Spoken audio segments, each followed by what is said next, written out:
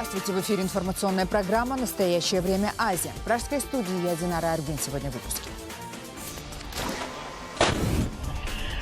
Сражение в эпицентре пыльной бури. Коалиция штурмует оплот ИГИЛ город Мосул в условиях нулевой видимости. Российские данные об авиаударах по жилым кварталам в пригородах подтверждают беженцы. Ситуация в Говджале трагическая. Наши дети 2 дня не ели. Не было ни еды, ни воды, ничего. Стихия нелегкой жизни на чужбине. Гастарбайтеры создали свой собственный поэтический клуб в Москве. Строители и официанты пишут не только о тоске по родине, но и о любви. Тоской по родине, своими чувствами друг с другом мы делимся тут. Стальной трон из осколков снарядов на фронте в украинском Донбассе. Солдаты Украины создали этот арт-объект, чтобы показать, сколько смертоносного железа накопилось в донбасской земле за 2 года войны. Была и артиллерия, и пули летали, и люди гибли. Белорусских дворников заставляют косить траву на газонах в условиях сильнейшего снегопада. И чем сильнее снег, тем больше косарей на улицах. Целую ночь шел снег, и сейчас продолжает идти, а косцы вышли косить траву. Сильнейшая пыльная буря движется из Афганистана на север. В ближайшие часы она достигнет центральных районов Таджикистана. Как сообщают из памирского города Харок, буря уже преодолела Памир и распространяется над горно-бадахшанским регионом. Мощность ее такова, что она неизбежно затронет и север Таджикистана и, возможно, продвинется дальше к другим республикам Центральной Азии. Тем временем в окрестностях иракского Мосула, где войска антитеррористической коалиции ведут наступление на позиции боевиков ИГИЛ, также продолжает бушевать сильная песчаная буря, которая уже сделала практически невозможным использование боевой авиации союзников.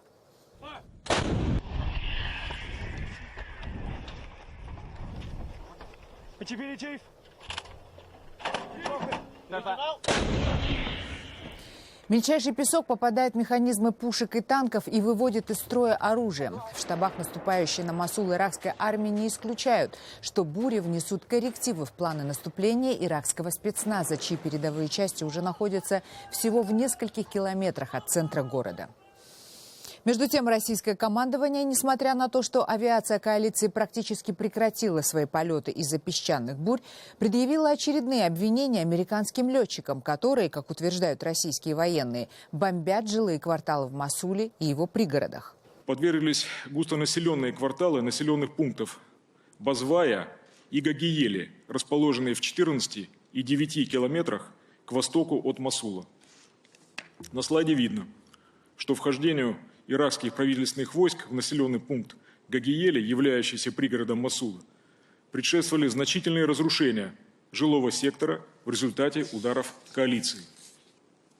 Левые и правые снимки сделаны с разницей в одни сутки.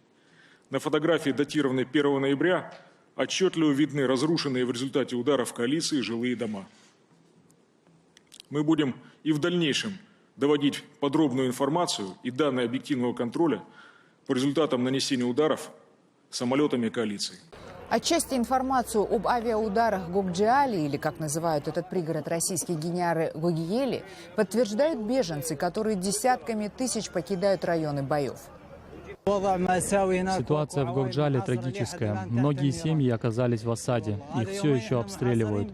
Мы 2 дня провели в осаде, прячась в подвале. Наши дети 2 дня не ели. Не было ни еды, ни воды, ничего. Мы смогли выйти только когда прибыли военные.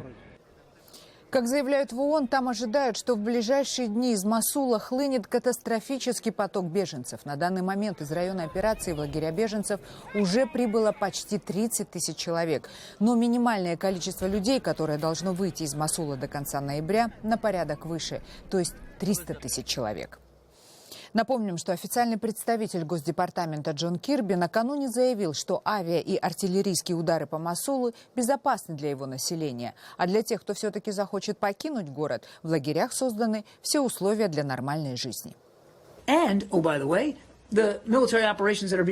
И кстати, все бомбежки и обстрелы в Мосуле организованы таким образом, что население не чувствует себя в опасности и даже приветствует наше наступление. Они даже могут остаться в своих домах, если захотят. В Казахстане не затихает публичный скандал, в котором оказался замешан бывший спикер Мажилиса, а ныне его депутат Бахытхожа Измухамбетов, который публично отрекся от 3 своих родных внуков.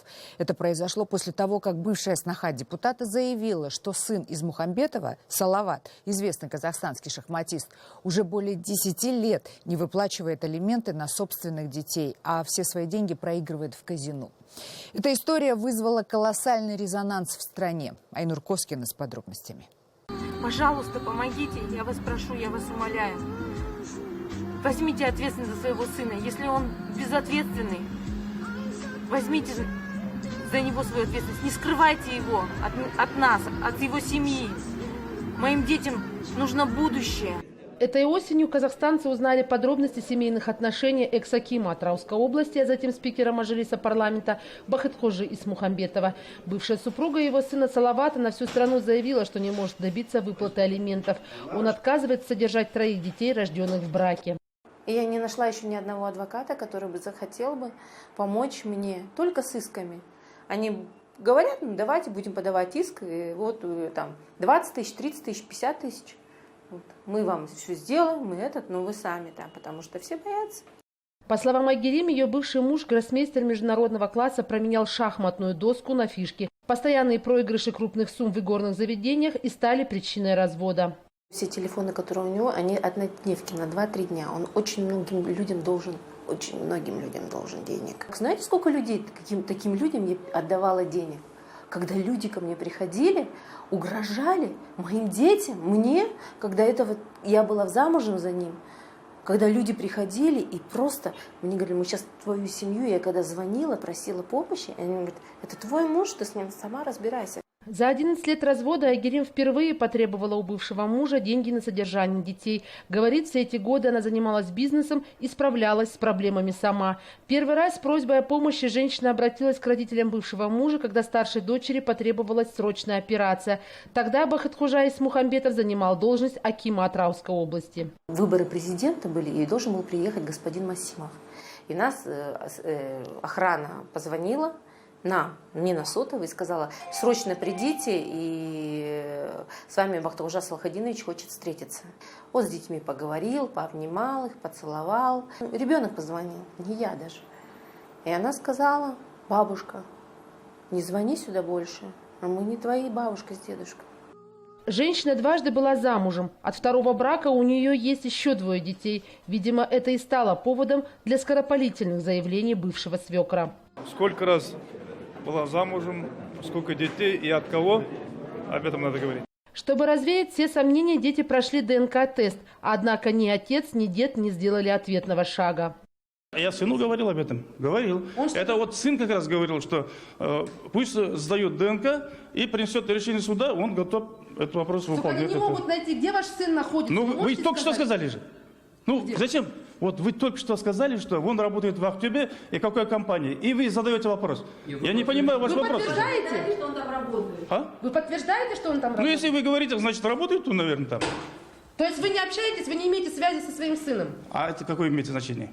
После долгого молчания сын политика все же дал интервью одному из интернет-порталов. Он обвинил бывшую жену в изменах, сообщил, что оплатил алименты за 6 месяцев из 11 лет, просил оставить отца в покое, но на связь с бывшей семьей так и не вышел. Депутаты Мажилиса, среди которых есть и Бахытхожа Измухамбетов, внесли уже несколько поправок в законодательство, ужесточающих наказания для неплательщиков алиментов. На днях Генеральная прокуратура разработала план «Алименты» – 30 шагов против неуплаты. Однако все эти меры не действуют в отношении высокопоставленных чиновников и их детей. Айнур Коскина, Ганизат Оспанов, Дмитрий Беляков, Павел Энгельгард. Настоящее время. Кыргызские мигранты тоскуют по родине в стихах. Свои сочинения строители и официанты презентуют в поэтическом кружке, который создали в Москве сами же гастарбайтеры. О новом виде культурного досуга мигрантов в репортаже Дибек Бегалиевой. В Москве Санжар таксует много лет. За это время он не только выучил карту города, но и стал разбираться в политике. Как и всякий местный таксист, говорить об этом он может много и долго. Америка хочет, чтобы весь мир подчинялся ей, а Россия всегда нейтральна. Россия выступает за порядок, за мир. Спорить о политике Санжар любит только на работе. Досуг таксист посвящает семье и друзьям. Но вот сегодня впервые он пришел по приглашению в поэтический кружок. Кыргызские иммигранты, которые пишут стихи, недавно объединились в такой клуб. Приходишь с работы уставший, хочешь выпустить пар, излить все, что накопилось в душе, но не можешь этого сделать. Там такие же квартиранты, как ты. Тоской по родине, своими чувствами друг с другом мы делимся тут. В ямбы и хорею укладывать свои мысли они не пытаются. Их стихи и без того простые и понятны. Иногда не в рифму, но оттого не менее трогательны. О детях, которые ждут в далеком Кыргызстане, о маленькой зарплате. В этих стихотворениях дворники, официанты и горничные рассказывают о своей жизни. Эти строки строитель Памир написал в первые месяцы жизни на чужбине. Больше всего бывшего учителя биологии потрясло в России то, как много здесь его земляков. Об этом он говорит в поэме. Лирикой в поэтическом кружке тоже увлекаются. Мухамбет, работающий курьером, встретил свою первую любовь в Москве. Как истинный джигит, он сразу же женился на девушке. Теперь они вместе помогают своим родителям в Кыргызстане. Я не особо обращал внимание на девушек, но мне все же нравились девушки в платках. Я просил Бога послать мне одну из таких, и он, видимо, меня услышал. Но так повелось, что самая популярная тема среди членов кружка все-таки Кыргызстан.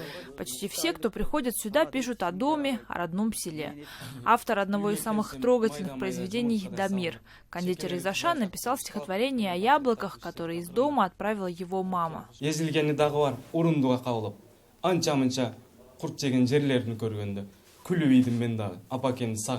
Слезы и на глазах у тех, кто слушает стихотворение, наверное, в 100-й раз. Веселые стихи в этом поэтическом кружке почему-то сочиняют редко. Джибек Бегалиева, Азат Антумаков. Настоящее время. Москва. Далее в программе.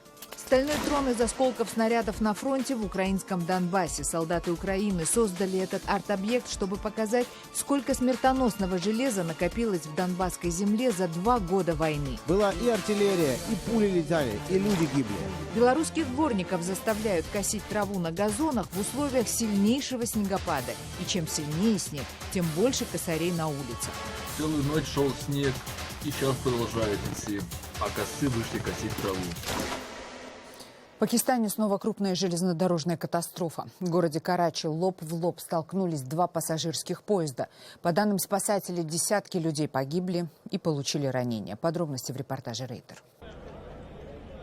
По меньшей мере 20 человек погибли и более 60 получили ранения в четверг в результате столкновения 2 поездов возле пакистанского города Карачи. Спасатели пытаются проникнуть в покореженные вагоны, где еще могут оставаться живые люди. По данным местных изданий, скоростной поезд дальнего следования «Закария-экспресс» врезался в состав «Фарид-экспресс», стоявший неподалеку от станции. Рассказывает представитель пакистанской полиции Робин Ямин. Это был последний вагон поезда, известный также как тормозной. Внутри него находились люди. Мы пытаемся разрезать крышу, чтобы извлечь их оттуда. Чиновники считают, что одной из наиболее вероятных причин аварии могла быть невнимательность машиниста, проигнорировавшего красный сигнал светофора. Сейчас его и второго водителя разыскивают правоохранительные органы. Это уже 2-я серьезная железнодорожная авария в Пакистане за последние 2 месяца. В сентябре при столкновении пассажирского и товарного поездов в провинции Пенджаб погибли 4 человека, 93 получили ранения. Соединенные Штаты Америки решили помочь Украине восстановить военно-морской флот. На эти цели выделено $30 миллионов. Украинские военные заявляют, что это только малая часть средств, которую будет вынуждена потратить страна на свои военно-морские силы. В первую очередь для противодействия растущему российскому военному потенциалу в Крыму. Украина при финансовой помощи Соединенных Штатов проводит программу модернизации и переоснащения своих боевых кораблей, в том числе флагмана фрегата «Гетман Сагайдачный». Об этом в интервью Рейтер сказал командующий ВМС страны вице-адмирал Игорь Воронченко. Потенциал, который теперь появится у нас по своей качественной составляющей, будет выше, чем тот, что остался в Крыму. По словам Воронченко, Россия усиливает боевые возможности своей группировки на полуострове, превращенном в военную базу. Во-первых, происходит наращивание корабельного состава. Сейчас в него вошли 3 подводные лодки, вошел новый фрегат, 2 фрегата того же класса у них на подходе. Не раскрывая деталей, Воронченко говорит, что Украина способна противостоять российским силам, расквартированным в Крыму. Боевые возможности Черноморского флота внушают украинскому адмиралу определенные сомнения. Я не уверен, что те новейшие образцы их вооружений качественно соответствуют тому, что они заявляют. То же самое коэффициент технической готовности кораблей. Военно-морские силы – дорогая вещь, содержать их очень дорого. Мы знаем, что у них есть технические проблемы по кораблям. Россия присоединила Крым в марте 2014 года. Большинство стран мира называют этот шаг аннексией и признают полуостров украинской территорией. 2/3 корабельного состава ВМС Украины остались в Севастополе, а бывший командующий адмирал Денис Березовский принял российскую присягу и перешел на службу в Черноморский флот. Гетман Сагайдачный находился на учениях в море и ушел в Одессу, ставшую главной базой украинского флота. Туда же были переведены средний десантный корабль «Кировоград», получивший в 2015 году имя капитана первого ранга Юрия Алиференко, погибшего под Мариуполем, ракетный катер «Прилуки» и ряд других. Железный трон из осколков снарядов и разорванной брони, копия трона из популярного сериала «Игра престолов», теперь стоит на передовой в Донбассе на востоке Украины. Его сконструировали украинские солдаты и волонтеры, но не ради забавы. Сюжет наших коллег из специального проекта «Радио Свобода» «Донбасс. Реалии». Добраться до местной достопримечательности непросто. Копия железного трона из популярного сериала «Игра престолов» сейчас стоит на передовой, неподалеку от Авдеевки, в нескольких сотнях метров от боевиков, среди разрушенных зданий и уничтоженной техники. Отсюда до Донецкого аэропорта не более 5 минут езды. Все, что вы видите, разломано, разгромлено, сожжено. Это все результат боевых действий, которые тут проходили. Вы сами можете взглянуть, тут даже просто объяснять ничего не нужно. Была и артиллерия, и пули летали, и люди гибли. Это место для необычного арт-объекта выбрали не случайно. Трон сделали из осколков снарядов, которые разорвались именно здесь. Взрывы тут не утихают даже сейчас. За время конфликта на Донбассе под Авдеевку прилетели тонны боеприпасов с той стороны линии фронта.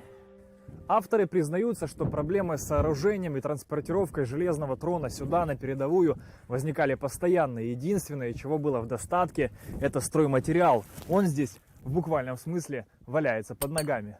Работа над троном заняла у автора идеи, волонтера из Запорожья Дениса Буштица, и его друзей 3 недели. Мастерили далеко отсюда, в Запорожье, в обычном гараже, из обломков мин, гильз и частей танковой брони. Это осколками все посечено. Это вот кусок. Вот. Ну вот эти вот сбутовки куски. РПГ, СПГ. Денис признается, «Игру престолов» не видел, но читал книги Джорджа Мартина, автора цикла романов, которые легли в основу сюжета всемирно известного сериала. Волонтер решил использовать ключевой символ произведения «Железный трон», чтобы привлечь внимание к тому, что происходит на передовой. Надеется, его престол станет таким же популярным, как и оригинал. Свой трон снимают в ролике, в котором бойцы обращаются к зрителям. Своеобразные напоминания о войне из первых уст, объясняет волонтер. Ты ходишь в кафе, там покупаешь в магазинах себе вещи, куришь трубку. Только до тех пор, пока между тобой и, ну скажем так, противником стоит твоя армия, какая бы она ни была. Хорошая, плохая, обеспеченная, необеспеченная, но это твоя армия. Обращения военные пытаются записывать в перерывах между боями. Как всегда, в ходе творческого процесса возникают споры. Не страшно згинути в пітьмі, якщо ніколи не спинатись. Круче нас только горы, выше нас только звезды. Текст согласован, теперь инструктаж по работе перед камерой. Садишься, одна нога ровно, вторая вот здесь вот стоит. То есть, не надо вот так вот. Да нет, куда? Мы же не короли еще. Мы ничего еще не сделали. То есть мы идем вперед. Короткая репетиция и можно снимать. Хай знають друзі і вороги. Стихіями не припиню я грати. Вогнем розтоплює сніги. Водою витечу крізь грати. Серце – додаток до душі. А смерть – не привід, щоб багатись. Якщо зі мною, то мерщій. Життя коротке, щоб боятись. Когда ролик будет готов, делится планами Денис, хочет продать свое творение весом в 600 килограммов, а на вырученные деньги закупить экипировку для подразделения, которое сейчас защищает эти позиции. Еще волонтер собирается создать второй трон из оружия, как это было и в книге Джорджа Мартина. Но на этот раз место для престола придумал другое. Сделать нормальное сиденье, более-менее, потому что на железном троне сидеть должно быть неудобно. То есть, и, я не знаю, поставить его, хотелось бы где-нибудь на входе в администрацию президента, чтобы каждый заходящий понимал, что Украина всегда платит свои долги. Остановилось сердце Олега Попова, легендарного советского солнечного клоуна. Ему было 86. С копной соломенных волос, в нарочито широких штанах, клетчатой кепке и в огромных башмаках. Таким он останется в памяти миллионов. Смерть наступила в гостинице российского Ростова-на-Дону, где знаменитый актер находился с гастролями. Еще в воскресенье он выступал на арене при полном аншлаге.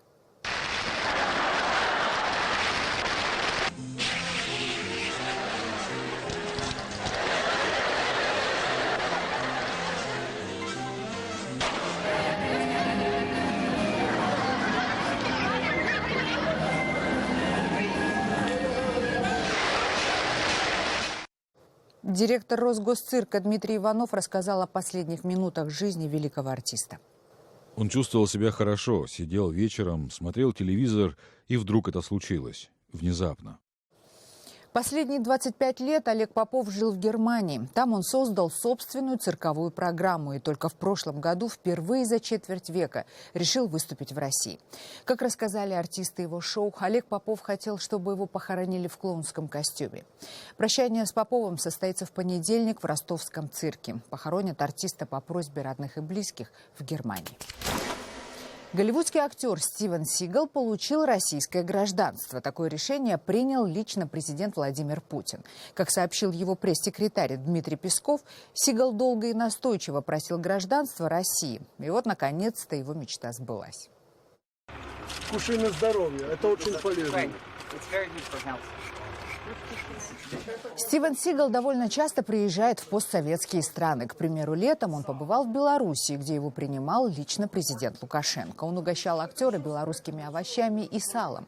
По неофициальной информации, Лукашенко подарил Сигалу квартиру в Минске и выдал голливудскому супермену белорусские документы.